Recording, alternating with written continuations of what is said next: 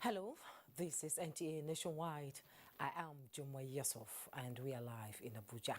Well, we begin with some cheering news as President Muhammadu Buhari has signed the Petroleum Industry Bill 2021 into law, working from home on 5 days quarantine as required by the Presidential Steering Committee on COVID-19 after returning from London on Friday, August 13th. The President assented to the bill Monday, August 16th in his determination to fulfill his constitutional duty.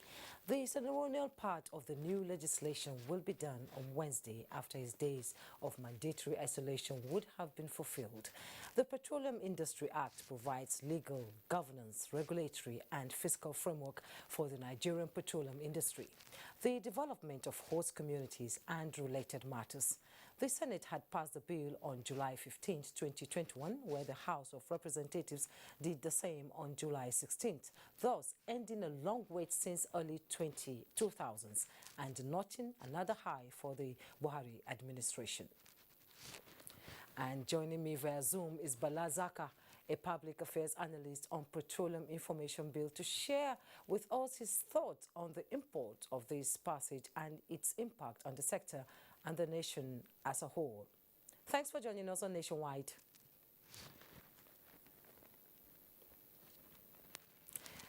Can you please unmute your audio from there so that you can hear me well and respond well? Thank you. So, Mr. Zaka, what is your take on this latest development on the PIB bill? First of all, we have all been expectant. The oil and gas industry in Nigeria is expectant. Cartels like OPEC have been expectant. The global oil and gas industry has been expectant. So when we heard about assenting of the bill and it is now a law, I think it's a cheering news. Though before assenting to the bill, depending on which stakeholder you're talking to, some people expected some dotting of I's and crossing of T's. But whichever way things go, it is a cheering news not only to Nigerians, but to the global oil and gas industry community. Okay, indeed, you were talking about dotting the T's and the I's, and we had some gray areas, and I believe it has been ironed out before the assent by President Buhari. Now, how will this impact the oil sector and the economy? Well, it's going to be a positive one and a great one, because a lot of investors have been actually sitting on the fence, waiting for the bill to become an act so that they can come in and contract. Whether you're talking about international oil companies or local oil companies or even service oil companies. So it's going to be great. And now people will know what is there for them.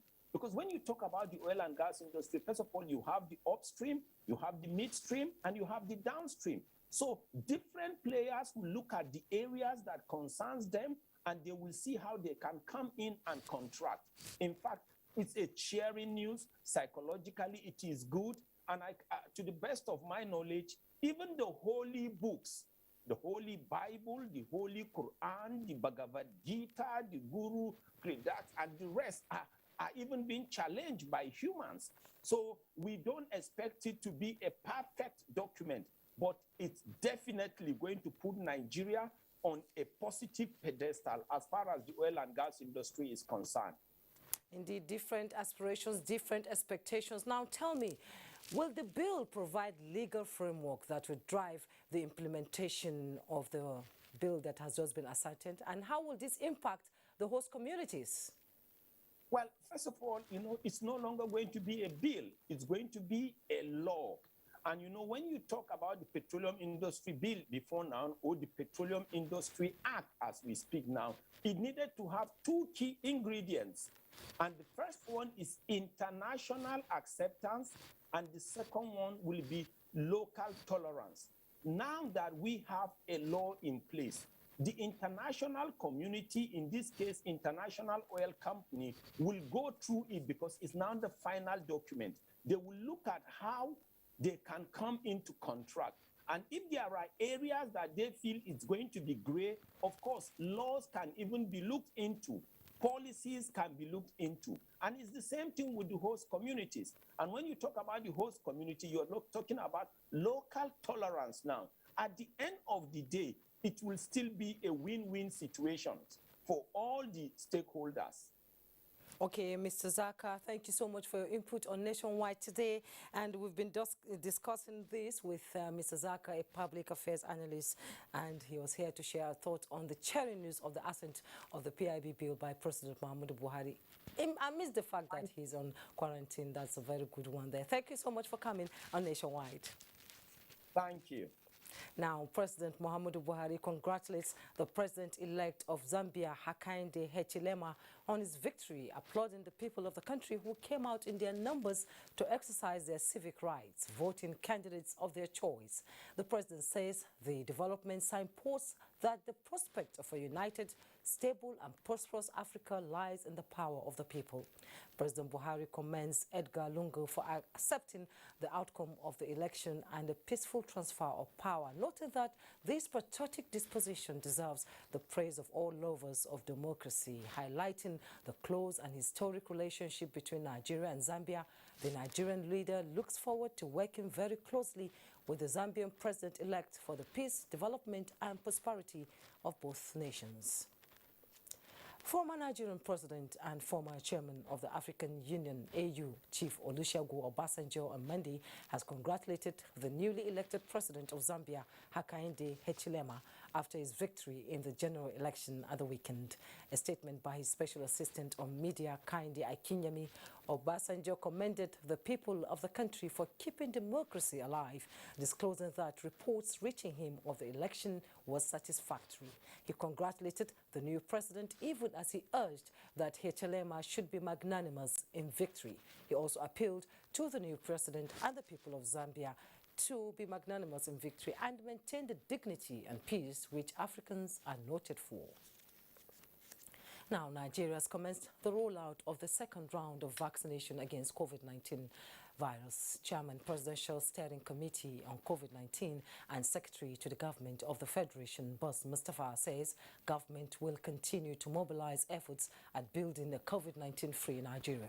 The doses people will be taking at this time are from the 4 million doses of Moderna vaccines donated by the United States government received last month, and also from the over 170,000 doses of Johnson & Johnson vaccines received in the country last Thursday through the African Union.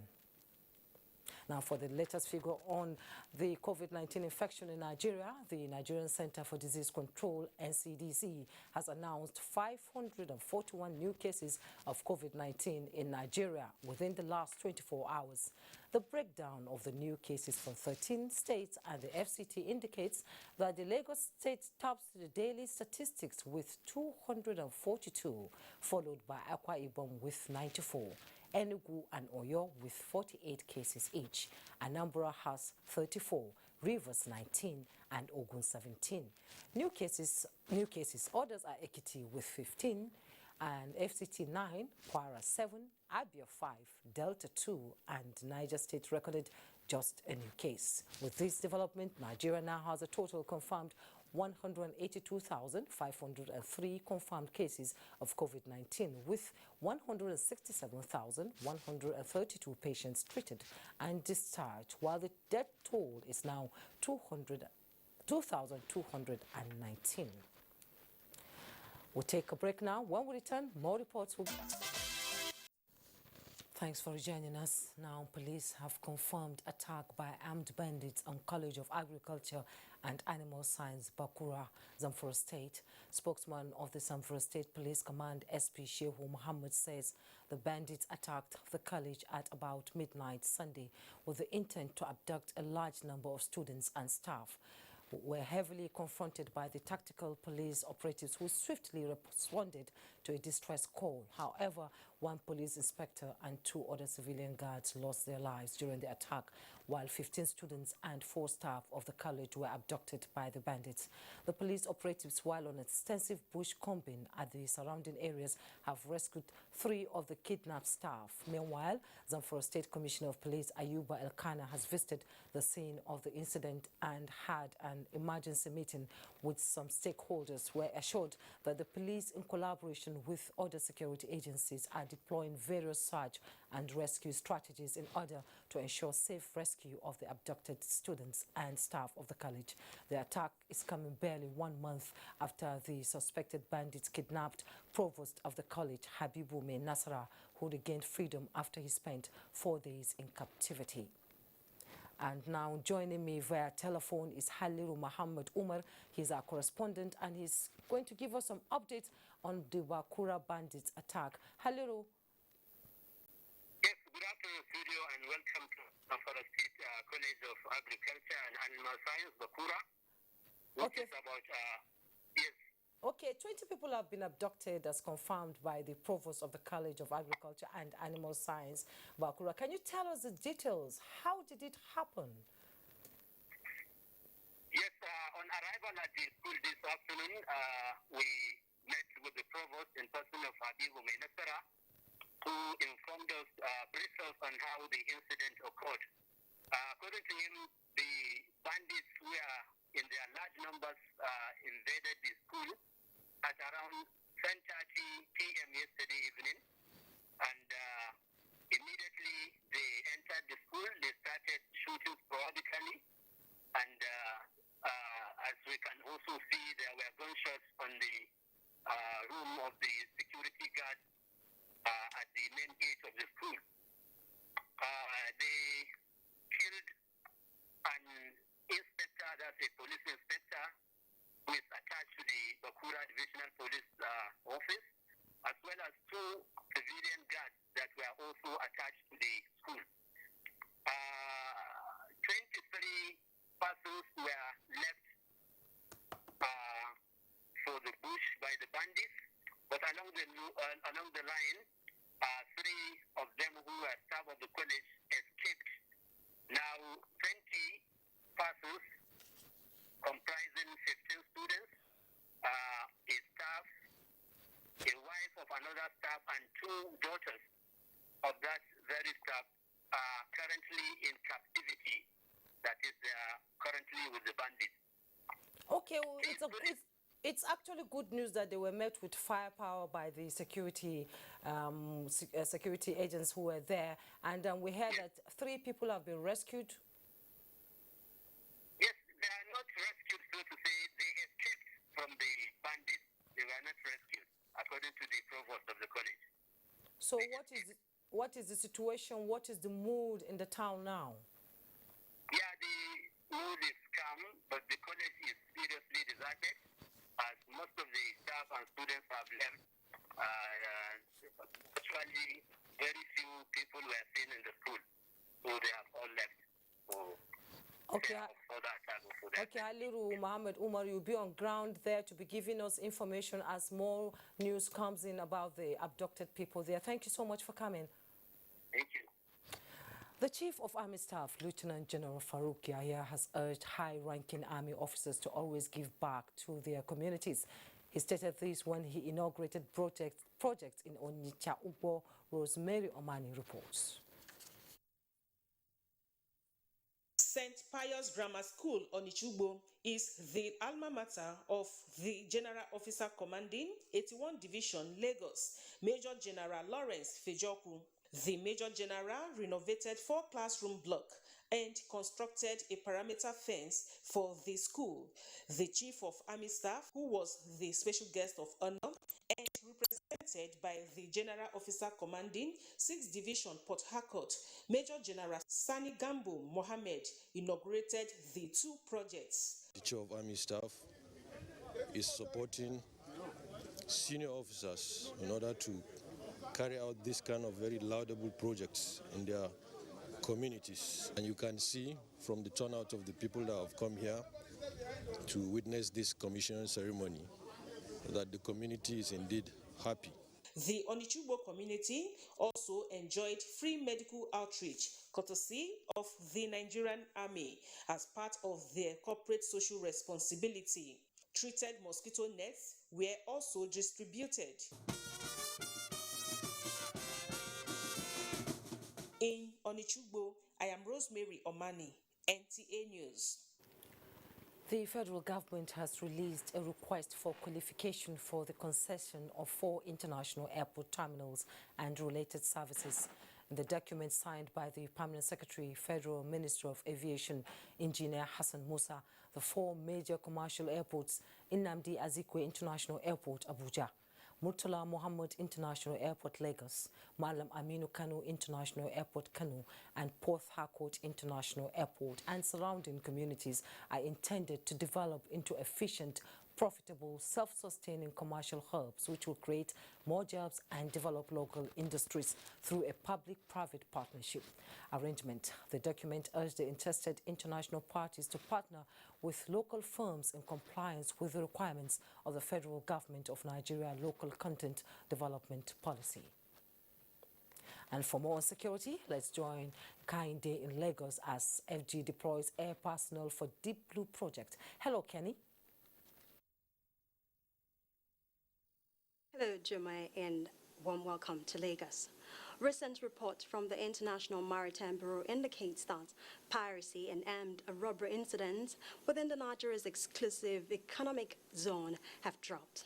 This feat, attributed to the deployment of the Deep Blue project, has been followed up with the activation of the air tactical component of the platform. Director General of the Nigerian Maritime Administration and Safety Agency, Nimasa Bashir Jamo, commended the partnership with the Nigerian Air Force in the quest to provide an environmental-friendly maritime domain. Malcolm Olaleye reports.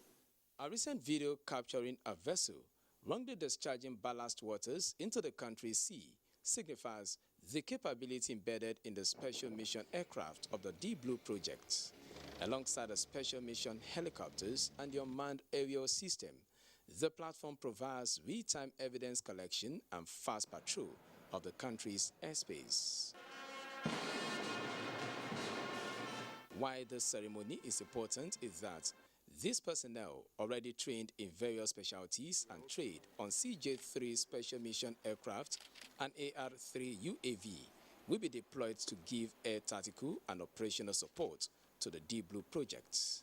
I must say that the graduation of these Nigerian Air Force personnel today resonates with the Chief of Air Staff's vision, which is to enhance and sustain air power capabilities required for joint force employment in pursuit of national security imperatives. Like a case of the skies protecting the ocean, the personnel described as eyes in the sky are relevant in the strategic collection of intelligence gathering. There is therefore the need for continued cooperation and patriotism of all players to sustain this spirit and thus create maritime industry of our dreams towards safe, secure, and cleaner oceans. There are 8 littoral states captured under the Deep Blue project, and Ondo State, with the longest coastline, believe the platform will enhance revenue generation. It's a strategy to implement the blue economy for Nigeria. The sustenance of the platform has been made easy through the provisions of the Suppression of Piracy and Maritime Offences Act 2019, which set aside certain percentage payable by any offender. In Lagos, Michael Olaleye, NTA News. Inconsistent data collection, standards, and wrong investigation method pose operational challenges to organizations and have implication for sustenance and growth in Nigeria. This was the crux of a discussion at a public lecture in Lagos. Imolayo Tukide Ogunfora has details.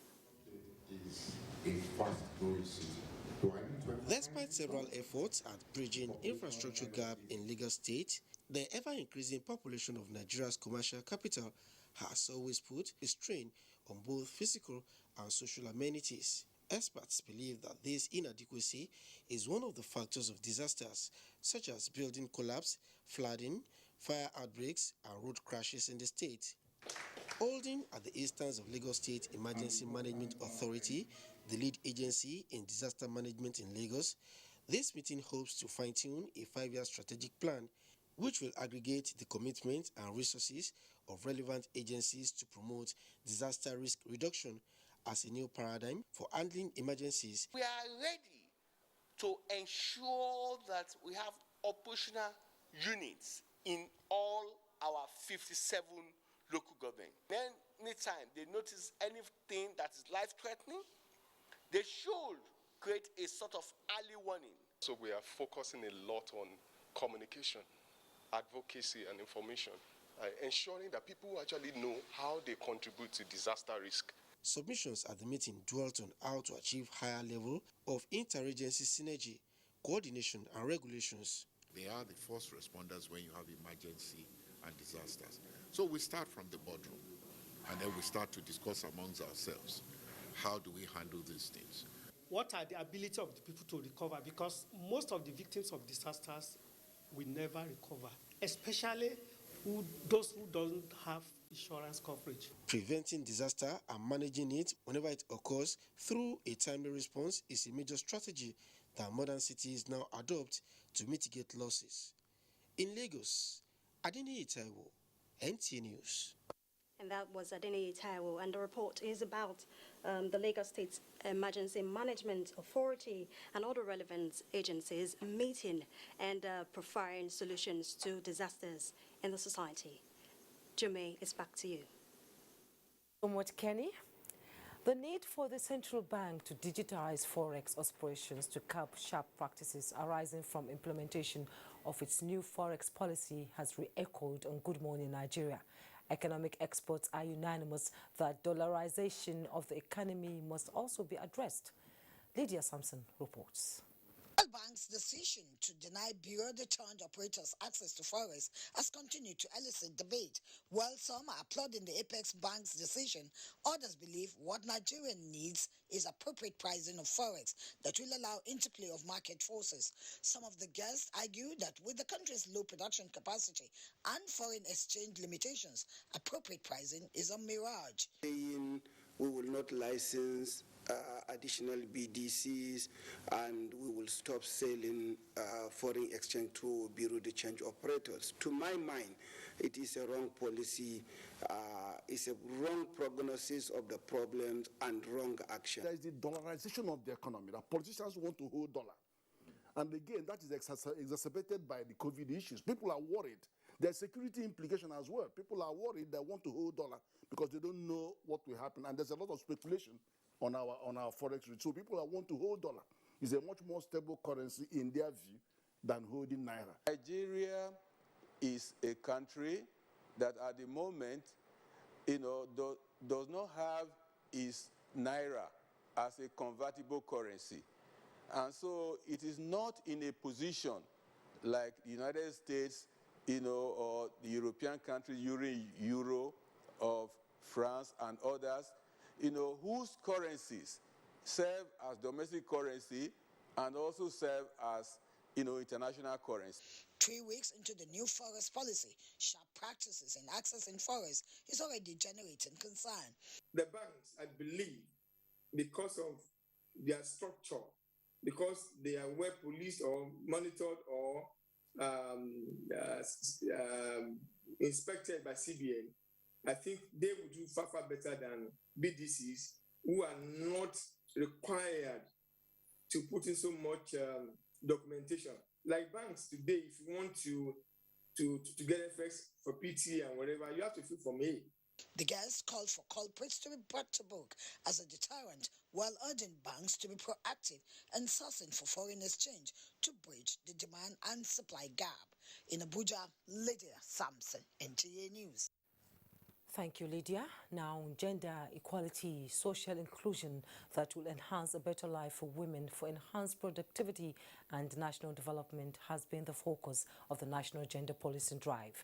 The Ministry of Women Affairs is finalizing efforts to validate the policy document. Momso Damien Datti tells us more.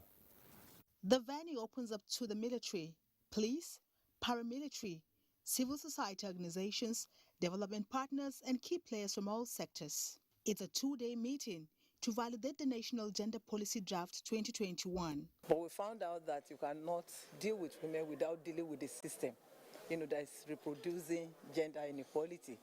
And you cannot deal with women forgetting that that woman is a wife, a mother, and a daughter of a man. So really what we are dealing with is not particularly the women, but gender relations or power. Issues of gender are the center of national development. So this new revision is also taking into cognizance emerging issues. Gender equality, in which we are saying, let opportunities go round. At the end of the day, Nigeria itself is using the talents of its men and women. The second pillar is what we call the women empowerment. The third is what we call the social inclusion. It's a component of the rebuilding of the Northeast that were highly affected by the insurgency, and Africa Development Bank took it very vital and important to ensure that there's a policy that is used for project and program implementation for the rebuilding of the Northeast. If approved, the document will be implemented in every sphere and sector. Momso Damien Datti, NTA News. With the challenge of global peace, insecurity and poverty amongst others, women from all over the globe converge on Abara Iche local government area of Rivers State to pray for peace and harmony among nations of the world. Diane Kume Ulolo reports that the theme of the annual program is Be Fruitful and Multiply in All Areas of Life.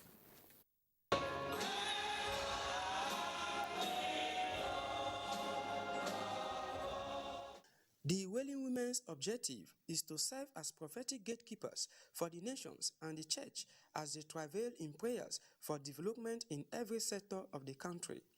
Declaring the 21st International Conference of Wailing Women open, special guest of honor and wife of the governor, Bayelsa State, Gloria Doredre, noted that God is calling us to bear innovative fruit.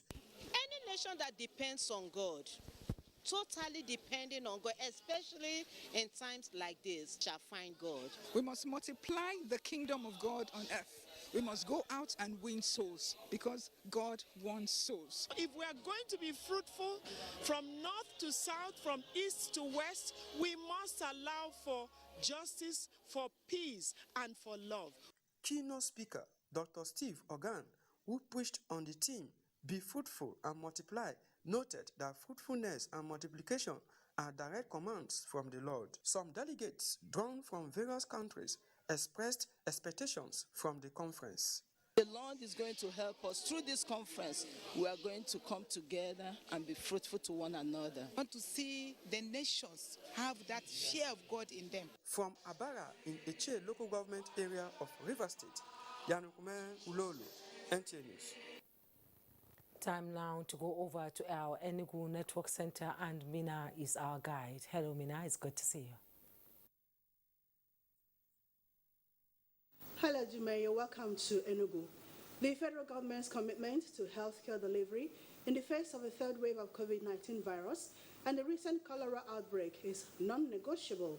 House of Representatives member for Kigwe North in the National Assembly, Miriam Onwoha, made us known at a free medical outreach in Okigwe, Imo State. Reina Obasi has details. The people of Okigwe North came out in their numbers at Okwele Primary Health Center to participate in the free medical care. The medical outreach comprised of eye checks with free eyeglasses, total body check, surgeries and free drugs for both adults and children. For some of the beneficiaries, especially the surgery patients, it was prayer answered as they expressed the difficulties they had to go through over the years. I just performed the operation now and I'm out from the theater. I feel good, I feel great. feel very, very excited. Having free operation, free medical treatment in short. So I'm very, very grateful with her. I benefited these free eye glasses, which enables me to read and which enables me to go out under the sun, because before I cannot do it. The member House of Representatives and organizer of the medical outreach says the exercise is part of the effort at ensuring adequate healthcare delivery to rural dwellers. Is the best opportunity to bring the best Medicare to them, and the package we have is not just for this outreach, it's for both Medicare and aftercare services. I am particularly touched by the number of persons who have come here. The representative of the Imo State Governor and Commissioner for Health commended the gesture. If you look at the different units that are here, you see that a lot has been done in terms of the planning, in terms of resources. So it's something that I want to recommend. More importantly, the surgical units. Free mattresses, mosquito nets, and blankets were also distributed to the patients. In Owerri, Rina Obasi, NTA News. The General Officer Commanding 82nd Division of the Nigerian Army, Major General Tuarid Labaja, says the Nigerian Army is committed to protecting the territorial integrity of the country and putting an end to all acts of banditry, terrorism, and insurgency. He was speaking while paying host to the management of the NTA Enugu Network Center, who paid him a courtesy visit. Chinenwe now reports. Though the country is facing some security challenges, the Nigerian Army has remained resolute in its fight against banditry, armed robbery, kidnapping, and insurgency, and is winning the war. The 82nd Division of the Nigerian Army has always been an instrument of the state in safeguarding lives and property, and the Nigerian Television Authority, the NTA, has partnered it in that regard through its balanced and objective reportage. To enhance the already existing mutual relationship between the duo, the Zonal Director, NTA Enugu Network Center, led the management staff on a courtesy visit to the GOC 82nd Division, Major General Tuarid Labaja, who assumed office a few months ago. We've come a long way with the Nigerian Army, reiterating that we're here for you. Anytime you call on us, we're here to serve you.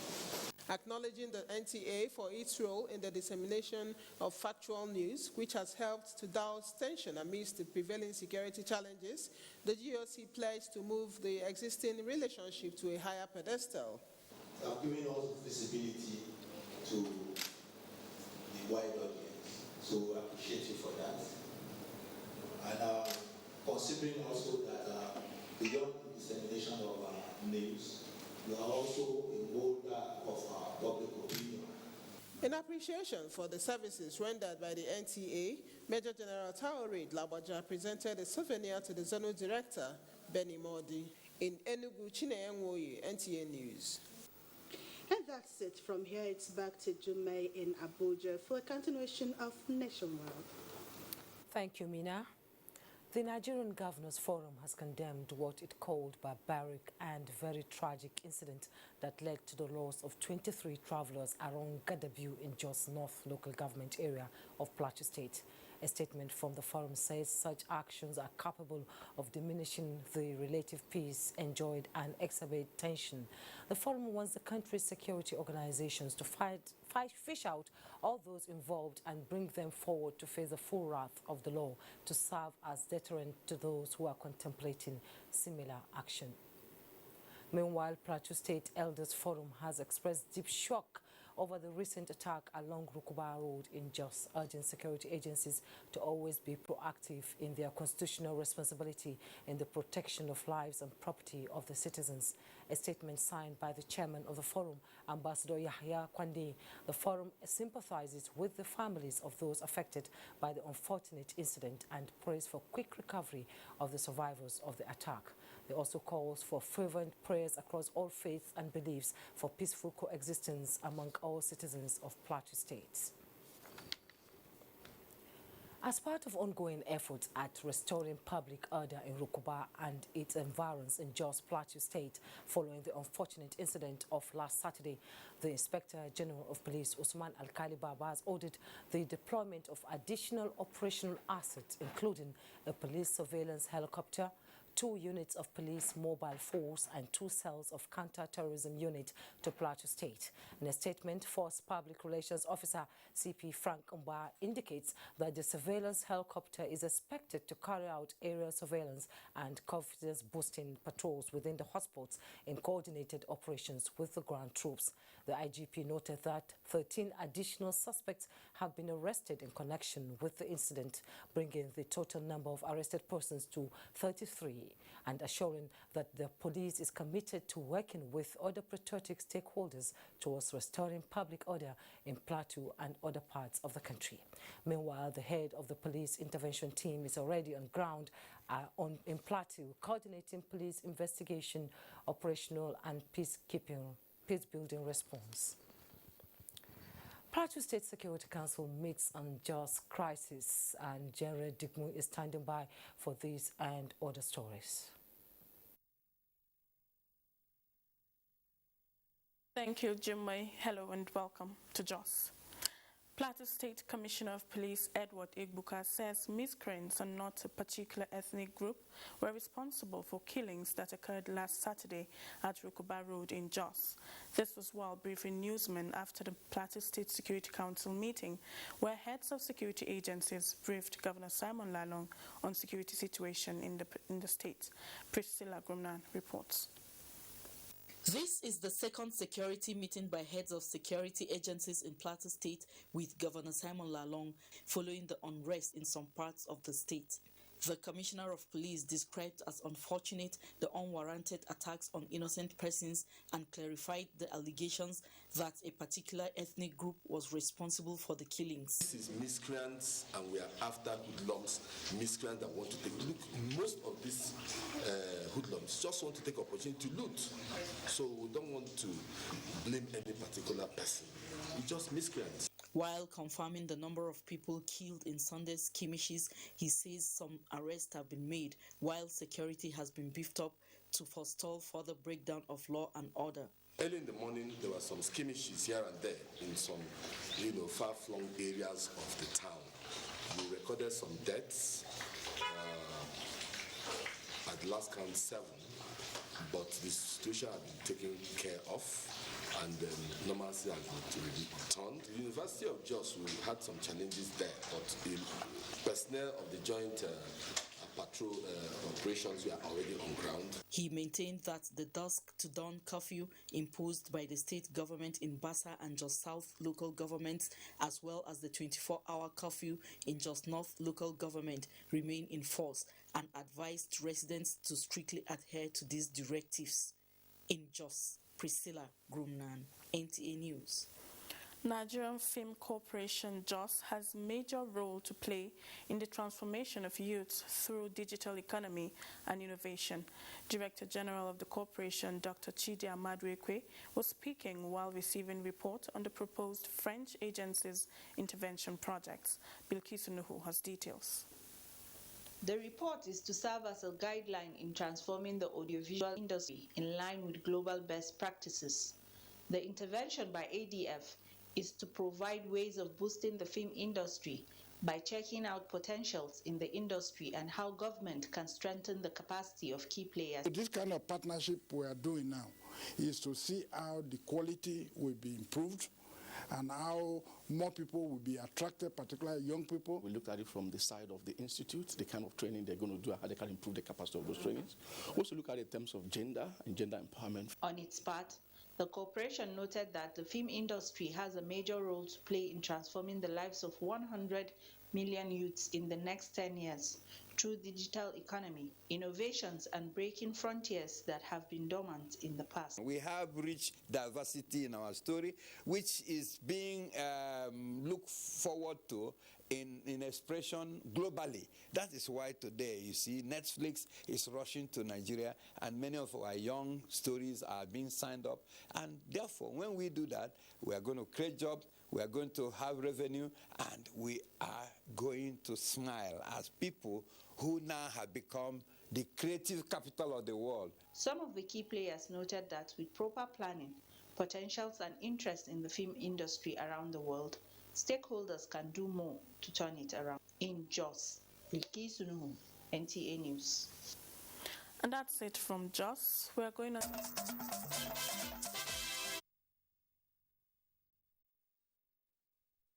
Still watching nationwide on the network service of the NTA, and welcome to Ibadan.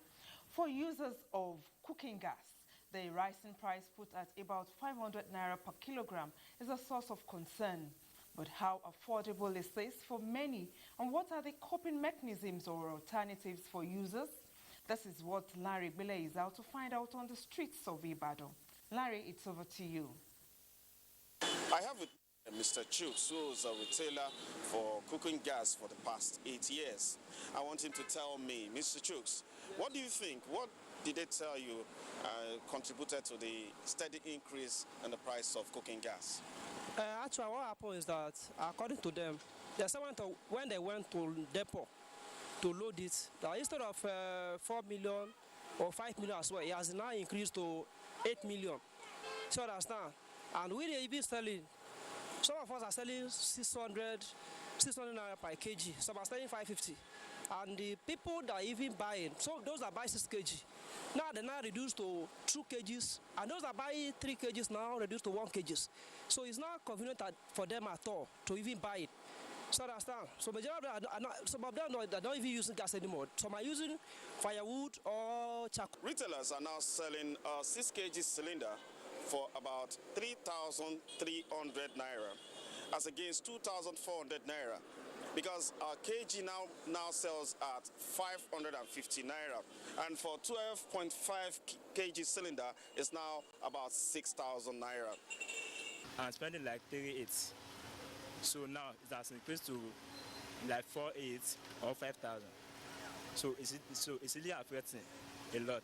Our findings from the stakeholders in the gas sector identify 2 things as the cause of the steady increase in the price of cooking gas: over-dependence of the nation on imported LPG and the fragile condition of the naira at the Forex exchange.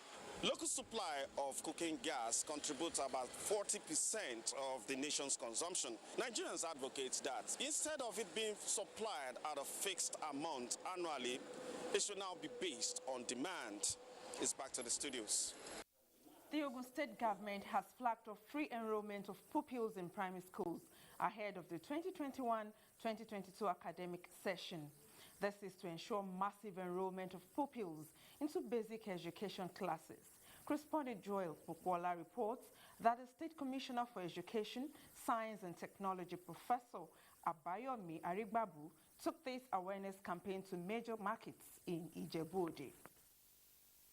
In furtherance of its mission to ensure all eligible school-age children in Ogun State enroll in the free primary school enrollment exercise, the State Ministry of Education, Science and Technology, led by the Commissioner, Professor Abayomi Arigbabu, is embarking on an enlightenment campaign to sensitize parents in the markets and parks on the significance of free enrollment. The Commissioner, while seeking the collaboration of market leaders at Ukiaji Market, said facilities have been put in place for those in crèche and pre-nursery classes for exposure to early child education. The market leader, Ukiaji Market, Alaja Ikuforiji, commended the effort of the state government in revamping schools across the state. The commissioner was also at Olabisi Onabanjo Market, where he solicited the support of the traders to further boost the enrollment of school-age children to ensure Ogun State remains in the forefront. Most of the private schools you have around us are relatively of high standards. And I say this without fear or favor. I tell you that the best quality of teachers you can find around, you find them in public schools. The enrollment is expected to continue till September 13, when the school will resume for another academic session. And that's it from Ibadan. Jume, it's back to you. Thank you, Kemi. The Director General of the All Progressives Congress Governors Forum, Salihu Muhammad Lukman, wants APC as part of its vision to change to prioritize the development of initiatives towards improving relationship with the Nigerian civil society. In a statement, Saliu Lukman said developing improved relations with Nigerian civil societies should be part of the strategic goal of developing Nigeria's democracy and ensuring that Nigerian politics is being refined and new democratic frontiers which should promote engagement between Nigerian government and citizens are created. The statement encouraged political leaders in the country to develop a more positive disposition towards civil society in the country. The APC Governors Forum Director General said the National Orientation Agency should develop a strategy to enhance the processes of political leadership recruitment in the country, which are hardly planned and largely impulsive. This, he added, can be achieved if political parties in Nigeria broaden membership mobilization to include engagement with Nigerian civil society as a strategy for leadership recruitment. Talking judiciary, the Chief Justice of Nigeria, Justice Tanko Muhammad, has tasked judicial officers to be upright in their dealings with people who appear before them seeking justice. He gave the advice while swearing in the new acting Chief Judge of the High Court of the FCT, Justice Hussaini Baba Yusuf, and 5 Qadis of the Sharia Court of Appeal. Austin Ayabe, who was at the Supreme Court, reports.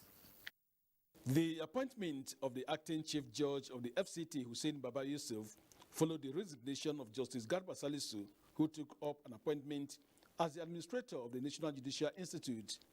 Swearing in the acting Chief Judge of the High Court of the FCT and 5 Qadis of the Sharia Court of Appeal in Abuja, the Chief Justice of Nigeria, Justice Tanko Muhammad, reminds them of the weight of oath of office taken. The times that we are in are quite perilous. So we need a judicial officer like my lord,